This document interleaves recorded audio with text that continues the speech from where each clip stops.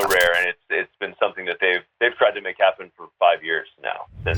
On the Las Vegas Raiders rundown, we're going to go over David Carr's recent comments about Davante Adams on the Rich Eisen show, and we're also going to talk about OTAs, who's shown up and who is taking snaps where. So remember to like this video if you haven't already, subscribe, and ring the bell for more notifications. Derek was pushing to get him there, and Davante was really close, man. I mean, that a couple years ago, they were really close to making that happen. You already have two guys that are basically unguardable, Hunter Renfrow and Darren Waller. And now you add Davante Adams. How do you cover them down? It's interesting that David Carr says that this has been in the works for 5 years, Davante to Derek Carr. Even as soon as Davante Adams signed his contract with Green Bay, it seems like they've been trying to get this to work, and that's why Davante has bought property near Derek Carr for some time. They've trained in the offseason together, which is really crazy because Davante Adams trained with Aaron Rodgers. So when you have a guy who is willing to switch around and actively trying to go to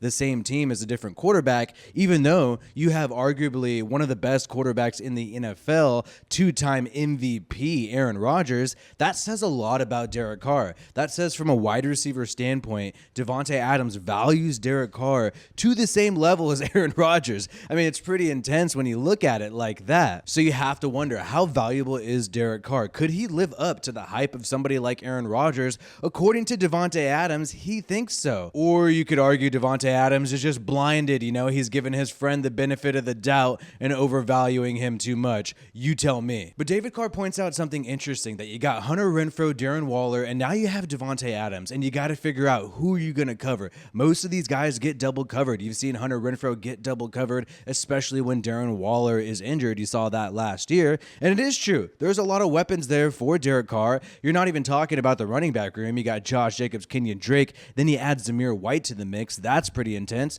So here's the thing. Here's the kicker, though. For Derek Carr, there's not going to be any excuses this year. And look, I am a Derek Carr stan. I am a pro Derek Carr guy. I always pound the table for him. But this is the year, especially for Derek Carr haters. They're going to be able to look at this team, look at this roster. And if Derek Carr goes out there and scores less than 20 points a game and scores less than 30 passing touchdowns, he's never gone over 30 passing touchdowns in a single season in his career. If he goes out there and does that, everybody's going to say, what's the problem? You got all these weapons. You got Davante. You got Darren Waller. You got Hunter Renfrow. You got all these weapons. Where are the touchdowns? Why aren't you getting it done? So I think it's going to get done. I think everything's going to work out. But this is a big prove-it year for Derek Carr in a lot of ways, because this is the time where it's like, yo, you have everything that you need right now.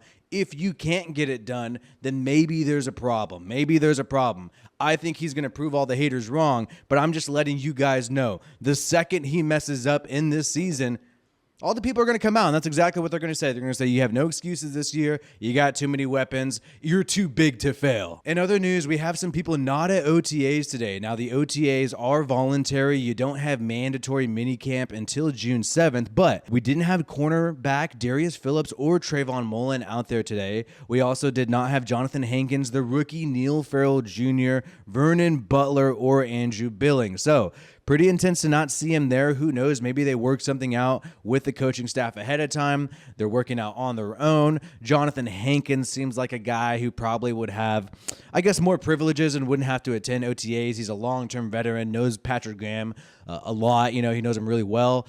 But I find it odd that Neil Farrell Jr. is not out there, and I find it odd that Trayvon Mullen's not out there. Mullen, maybe it's still an injury issue, recovering from that foot surgery, but you know, Neil Farrell Jr. is a rookie, and you have to wonder, man, like, why aren't you there? I mean, you need as many reps as possible because you are a rookie. I hope there's a great reason, and he probably has something established with the coaching staff, but it is worth noting, and that's why Tashawn Reed of The Athletic pointed out that all these people are not at OTAs today, June 2nd.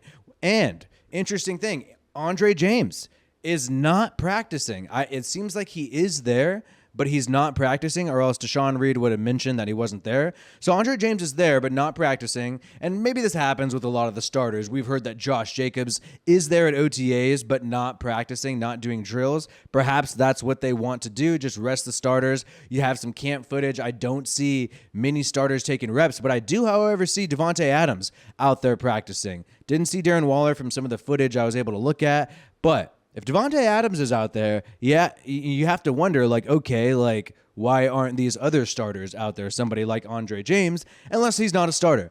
And interesting to note, Dylan Parham is not taking snaps in Andre James' place. Instead, they have the free agent signing Grasu taking some snaps there. And Grasu isn't making a hefty sum of money, so it is interesting to see him take snaps over Parham. Maybe Parham is just not ready for center yet, but we know he has cross-trained at both guard and center and could potentially compete with Andre James, but now it looks like compete down the stretch. If you're already not taking snaps over, a free agent signing like Grasu at center, then you're probably not ready to take over at center week 1, unless this is a, some secret trap. Maybe they're trying to mislead us, the coaching staff. They're trying to trick us out. Unless that's happening, it looks like Dylan Parham is going to need to learn the center position over time and maybe take over there, next year or later down the season, but not exactly yet. But what is exactly happening right now is that the NFL and the NFL Network is hyping the Raiders up, saying how we're one of the most improved teams in the NFL. This is from Mark Sessler. He was talking about the Raiders and the Chargers among the 6 rosters on the rise this offseason. They're just hyping up, obviously, the trade for Davante Adams, the Chandler Jones signing, some of the additions to the cornerback room. And they also have this tidbit about it's fair to wonder if the Raiders might ponder in court still available Odell Beckham Jr. Now, look, I could maybe make some extra money and maybe make some clickbait videos about OBJ going to the Raiders, but I just don't think it's realistic. He's coming off a major injury. He's a long-term vet. We brought in Keelan Cole and Demarcus Robinson and Mac Hollins, who is not on this list. So to me, it doesn't make sense why you'd take snaps away for OBJ, somebody who's been injured twice, severe injuries, season-ending injuries, and it doesn't seem like he's going to be able to be the OBJ that we saw with the Giants, right? I mean, nobody could when you're dealing with that, that many injury issues.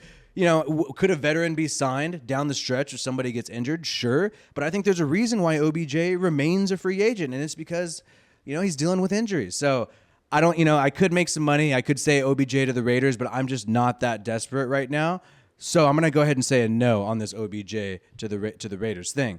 But the Raiders do have some money. We jump into the top 3 available in money under the cap.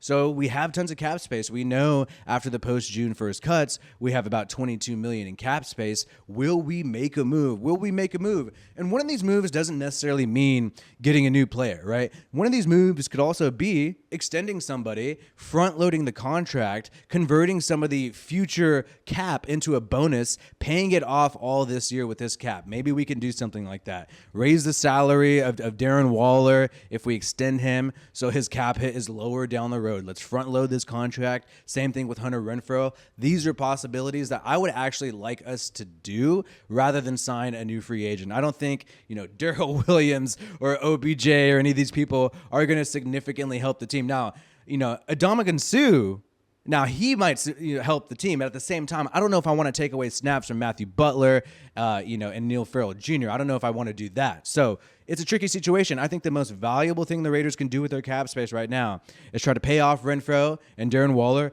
by extending their contract, front-loading it to this year, use up the cap this year. So in the future, there's some cheap guys. Guys, we are going to have some more updates later. The Raiders are practicing right now, having OTAs, and we're going to have some press conferences from some players, some of the line coach, the D-line coach, O-line coach. I'm going to give you more updates on that later, so make sure you don't miss my next video. Subscribe to this channel, ring the bell for notifications, and like this video if you haven't already. This is WiFiWillie. Peace out, and I hope you have a good one.